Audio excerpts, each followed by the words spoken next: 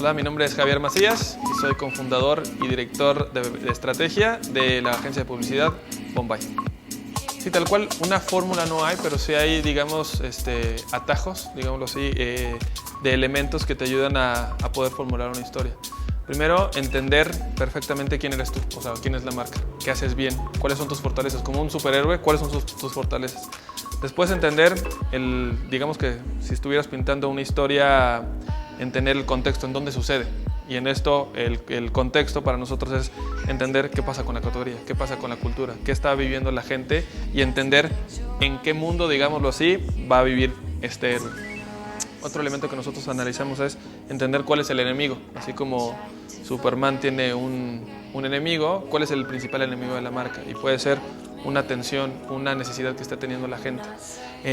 Y por último es entender cuáles son las características, digámoslo así, de este personaje y de su historia. Es decir, es una persona enojona, es una persona con clase, es una persona amigable, democrática, etcétera. Poder definir cómo es esa persona. Entonces, si entiendes cómo es esta persona, cuál es su superpoder, cuál es su enemigo, cuál es su misión en la vida, a qué vino, a salvar el mundo, vino hablando de una historia como un superhéroe, ¿no? Entender cuál es la filosofía de la marca, a qué vino, entonces ya pues tienes los elementos para poder contar una historia.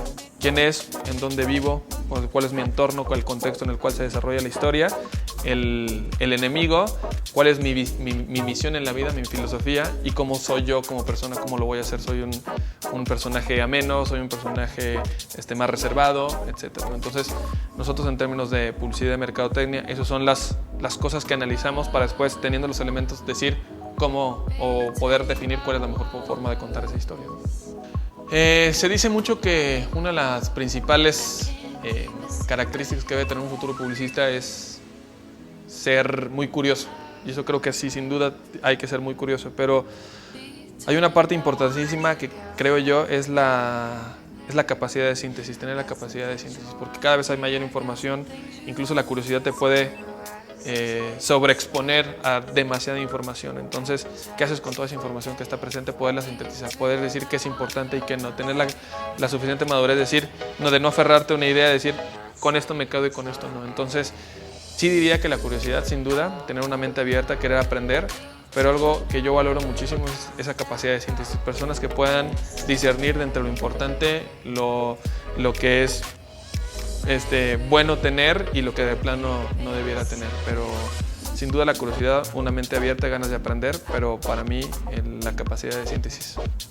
Que a veces como que uno piensa que la palabra éxito es una haciendo como universitario no es importante, esto solamente es un mero proceso. Yo creo que hay muchísimo aprendizaje que se tiene en la universidad, desde si tienes la oportunidad de estar en una universidad que te ofrece actividades extraacadémicas o meterte en grupos estudiantiles, toda esa herramienta que esas capacidades y esos talentos que puedes explotar y meterlos en tu mochila para ya después empezar la expedición, digámoslo así, de empezar a trabajar en el mundo profesional, son súper valiosos. Entonces no hacerlas menos, no hacer menos el que estuve en el club de teatro o estuve en el club de música o en la sociedad de alumnos de tal, es valorar muchísimo lo que se tiene y no tener miedo de acercarse directamente con la gente que está trabajando en el mundo profesional. Ahora existe el Twitter, existe mail, y no tener miedo a acercarse directamente y tener mucho interés en ese lugar en el cual vas a trabajar. Entonces, si puedo resumir 3 cosas: valorar lo que estás haciendo, no tener miedo a acercarte y 3, tener interés en donde vas a trabajar. Nos sucede que a veces nos mandan currículums como spam, ¿no? Aquí les va mi currículum por si hay alguna oportunidad laboral. No sé si estás interesado, no sé si eres el perfil, no sé si estás consciente de la filosofía que nosotros tenemos, empatizas con la filosofía que nosotros tenemos, etcétera, ¿no? Entonces, creo que esos 3 elementos son importantes para cuando estás estudiando y buscas trabajar, ¿no?